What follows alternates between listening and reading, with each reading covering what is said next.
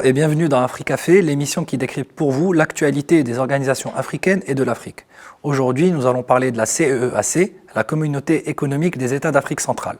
Mais avant cela, faisons un tour d'horizon de cette organisation. La Communauté économique des États de l'Afrique centrale est une organisation internationale créée le 18 octobre 1983 dans l'objectif de contribuer au développement économique, social et culturel de l'Afrique en vue de la création des structures régionales pouvant progressivement aboutir à un marché commun. Elle regroupe 11 États membres, Angola, Burundi, Cameroun, Congo-Brazzaville, RCA, RDC, Gabon, Guinée équatoriale, Rwanda, Sao Tomé et Principe, Tchad. Signé en octobre 1983 à Libreville, le traité de la Communauté économique des États de l'Afrique centrale est entré en vigueur au mois de décembre 1984. Les langues officielles de cette communauté sont le français, le portugais et l'espagnol. Les organes de la CEEAC sont les suivants: Conférence des chefs d'État et de gouvernement, Conseil des ministres, la Commission, les comités techniques spécialisés, le comité des représentants permanents, le comité inter-État des experts. Bonjour Siet Taibi, vous êtes chercheur au Policy Center for the New South.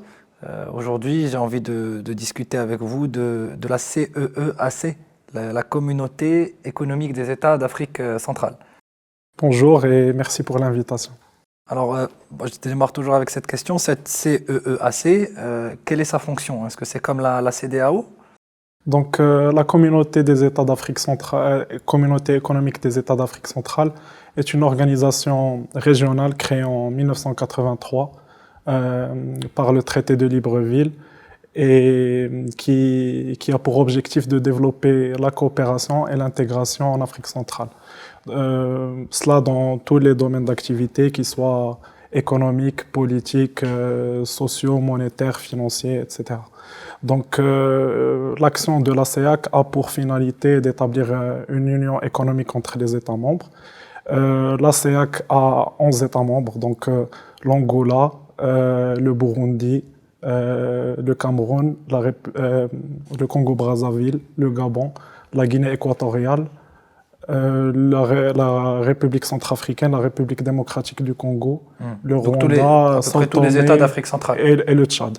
Absolument. Ah, même le Tchad. Oui. Et donc, elle fait partie des 8 communautés économiques régionales reconnues par l'Union africaine. Donc c'est la même nature que la CEDEAO en fait. Oui. Donc elle est à ce titre un pilier de la mise en œuvre et de la création de la zone de libre-échange continentale africaine. Et aujourd'hui, cette CEEAC, est-ce qu'elle est active? Est-ce qu'il y a des choses qui se passent à l'intérieur de cette CEEAC? Parce que souvent, les organisations régionales peuvent pêcher dans leurs activités ou bien dans leur dynamisme, alors que par exemple la CEDEAO, on le sait, est très très active. Est-ce que cette CEEAC est aussi active? Est-ce qu'il y a des activités? Est-ce qu'il y a une actualité de cette organisation? Absolument, la CEEAC est active. D'ailleurs, elle a connu récemment une réforme institutionnelle. Cette réforme initiée en 2015 et qui est chapeautée par le président gabonais Ali Bongo en sa qualité de président de l'organisation entre 2015 et 2020, vise à améliorer l'efficacité, le rendement de l'organisation pour en faire une communauté économique régionale viable et forte. À la question de savoir pourquoi cette réforme, il y a 3 réponses. Premièrement, le constat fait par les chefs d'État eux-mêmes sur la faiblesse institutionnelle de la CEEAC pour répondre aux différentes crises économiques, politiques et sociales qui menacent la stabilité et le développement de l'Afrique centrale en tant que région. Deuxièmement, c'est aussi les problèmes qu'a connus la CEEAC pour implémenter son schéma d'intégration. Et troisièmement, l'évolution des missions de la CEEAC au fil du temps et avec l'évolution du contexte régional et international dans lequel elle opère. Donc, pour son articulation, cette réforme, elle est venue répondre à 2 enjeux majeurs. Le premier, c'est d'intégrer dans un cadre juridique unique et harmonisé les différents pays. Toutes les composantes du processus d'intégration de la CEEAC, que ce soit l'intégration politique, l'intégration économique et commerciale, ou bien l'intégration physique et l'intégration socioculturelle. Mais justement, cette CEAC, vous dites qu'elle s'implique aussi d'un point de vue politique, que cette réforme institutionnelle veut en faire, disons, un pilier de l'intégration économique et politique de cette zone. Mais on sait que dans cette zone, il y a beaucoup de conflits. Récemment, je crois qu'il y a eu des conflits en RDC. Est-ce que vous pouvez nous dire comment cette CEAC réagit un peu à cette instabilité de la région qu'elle tend à unifier? Donc la CEAC dispose d'un mécanisme de paix et de sécurité pour l'Afrique centrale, nommé COPAX.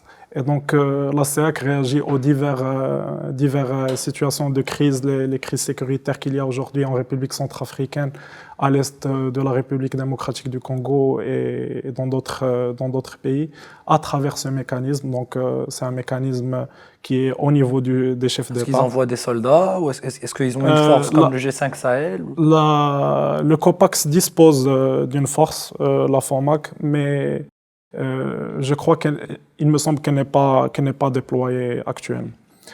Donc, juste elle tendrait à être déployée dans les zones de conflit si... Il y a un historique de déploiement de la FOMAC, notamment en République centrafricaine.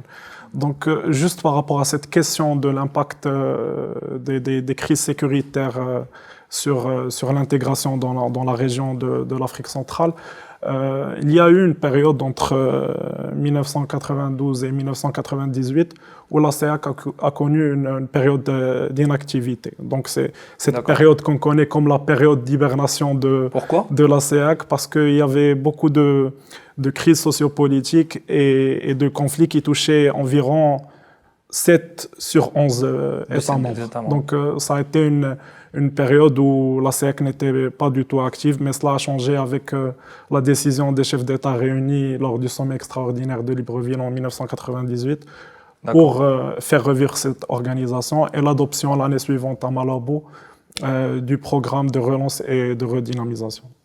D'accord. Et justement, vous nous avez parlé de cette réforme institutionnelle. Est-ce que vous la voyez aboutir et est-ce que, disons, elle peut amorcer un renouveau pour cette CEAC et aussi un renouveau pour cette région qui, on sait, a besoin de développement économique, a besoin de stabilité politique et ce depuis, elle pâtit de cette instabilité depuis des années. Donc je pense que les populations et les pays membres aspirent justement à cette stabilité. Est-ce que la CEAC peut jouer ce rôle de stabilisateur ou quel rôle elle peut jouer, disons, pour la stabilisation à terme de cette région? Donc, juste pour revenir sur la réforme institutionnelle, elle a produit jusqu'à aujourd'hui deux principaux résultats. Donc, le premier a été la révision de 5 textes fondamentaux de la CEAC, à savoir le traité instituant la CEAC, qui a au jour d'aujourd'hui été ratifié par 10 États membres. Et qui un nouveau traité? Oui, et qui est donc entré en vigueur le 24 août 2020. Le deuxième texte, c'est le cadre organique de la CEAC. Donc on est passé d'un cadre où on avait un secrétariat qui chapeautait le travail de la CEAC à une commission, donc avec un président, un vice-président et 5 commissaires.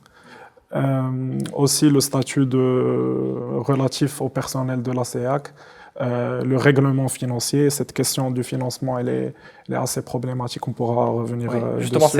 c'est les pays qui font des contributions individuelles à la CEAC, les pays membres de la CEAC contribuent. Donc ça a été révisé, le règlement financier a été révisé pour le rendre un peu plus efficace, mais il y a des défis liés au fait que la CEAC dépend en grande partie de l'aide des partenaires au développ pour des bailleurs de fonds. Absolument. D'accord. Et est-ce que vous voyez une évolution positive de cette CEAC? Quels sont les défis à relever et comment cette CEAC peut participer à la stabilisation et la pacification de cette région? Donc pour ce qui est du travail de la CEAC, il faudrait, à l'avenir, je crois qu'il faudrait capitaliser sur cette volonté politique exprimée par les chefs d'État pour réformer l'institution, pour relever un certain nombre de défis. Donc, tout à l'heure, j'ai parlé du défi de financement.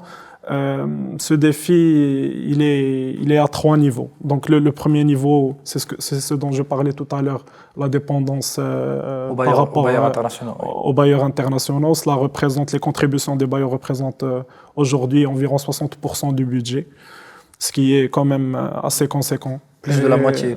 Oui, absolument. Et les limites du recouvrement en fait des contributions des États membres. Donc les limites des ressources propres de la CEAC, donc qui couvrent justement que le fonctionnement de la CEAC et pas l'investissement donc dans des projets d'infrastructure qui pourraient qui est la vocation de la CEAC justement, de pouvoir amorcer des projets communs. Absolument. Et aussi la question du recouvrement des contributions statutaires, elle est très importante. Aujourd'hui, la situation à date de juillet 2021, c'est que tous les pays membres, à l'exception du Gabon, ont un retard sur leurs contributions statutaires. Donc, il y a ce défi qui est lié au financement. Il y a aussi des défis qui sont liés aux ressources humaines. La CEAC, après cette réforme, a essayé de renouveler son cadre organique. Elle a essayé d'insuffler un souffle nouveau. Et le problème de financement, il influe directement sur l'attractivité, sur l'attractivité de l'organisation. Pour pouvoir attirer les bons profils, les recruter. Absolument. Il y a un troisième défi qui est lié, et c'est, on va dire, un cas qui est assez spécifique à la région de l'Afrique centrale, c'est le chevauchement des organisations, des communautés économiques régionales. Donc, il y a la EAC. Donc, plusieurs pays membres, il y a la CEMAC et la CEAC qui sont deux organisations propres à l'Afrique centrale, mais les pays membres, de par leur position géographique, sont aussi membres d'autres communautés économiques régionales qui appartiennent à d'autres régions de l'Afrique. Donc quand on prend l'exemple de la RDC ou de l'Angola, ils sont à la fois membres de la CEAC, à la fois membres de la SADC, et pour la RDC par exemple, ils sont maintenant candidats pour être membres de l'EAC. Donc et c'est le cas pour presque tous les pays membres de la CEAC. Donc ce dédoublement, il ne permet pas aux pays... Un développement plein de la CEAC, un investissement... Et surtout, il ne permet pas aux États membres de tenir leurs engagements, à la fois financiers ou autres vis-à-vis de... S'ils doivent contribuer à la SADC, puis à Absolument. la CEAC. Et ça, c'est un problème auquel la CEAC essaie de remédier, conformément aux décisions de l'Union africaine, décisions pertinentes de l'Union africaine, notamment celle en lien avec le sommet de Banjul de 2006 sur la rationalisation justement des communautés économiques régionales. D'accord, donc merci Sitaibi. Donc ce qu'on retient, c'est capitaliser sur la volonté politique des États membres de réformer cette CEAC et d'en faire un cadre de coopération et une organisation effective, c'est-à-dire efficace pour le développement des investissements, pour le règlement des conflits à travers son mécanisme COPAX, et en faire en gros une vraie communauté, une vraie organisation capable d'avoir un poids politique et économique dans la région. Et deuxièmement, le chevauchement des différentes organisations alliées à la faiblesse économique des États membres fait que la CEAC pâtit, souffre d'un manque de financement qui l'empêche justement d'amorcer et de mener à bien ces projets. Elle arrive à peine, disons, à maintenir un niveau de fonctionnement minimal, ce qui n'est pas son ambition. Son ambition, c'est de pouvoir investir dans des projets, de pouvoir avoir des mécanismes de paix et de sécurité efficaces, fonctionnels, opérationnels. Donc merci Sitaibi de nous avoir éclairé sur la CEAC. Merci à vous. Pour en savoir plus, vous pouvez consulter le site internet du Policy Center, policycenter.ma, et rendez-vous bientôt pour un nouvel épisode d'Afrique Café.